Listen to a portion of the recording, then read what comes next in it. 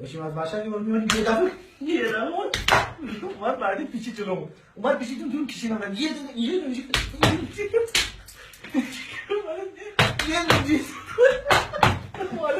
معمولی گرفتم راحت رسیدیم به دست اندازه زنگ کشیدیم اما میرفتیم که خیلی ساعت زیاد شد 9 ساعت زیاد شد یه ساعت زیاد شد سلام رسیدیم این چیکار بکنه همین دنده دارم همین داشتیم رفتیم یهو من گفتم یهو اومدم دنده بیشتر داشتیم نمر میرفتیم داشتیم نمر افتر کمپیر رکتم این کمپیر رکتم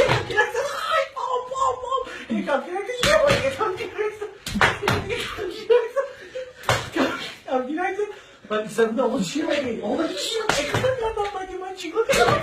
چی میخوام؟ گفتش که هیچی فقط واسه مدرک دست کردم که مدرک رو درم بودم مدرک چیزی میخواد گفت نه من چیزی نمیخوام خواست من جمعی کنم خواست جمعی کنم من دست کردم چیکار یهو مدرک رو درم بودم گفت این چیه؟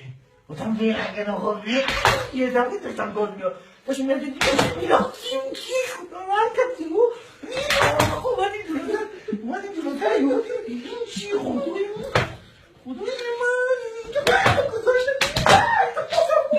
خدا شو بخیر گذاشت خیلی بخیر گذاشت یهو دادم دنده سه دادم دنده چهار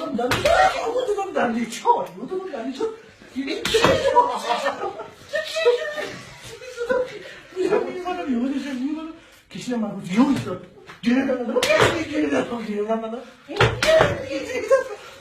بودم دیدم اونم چرا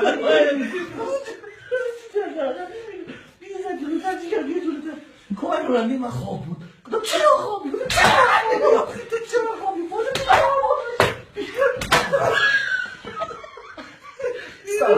استاپ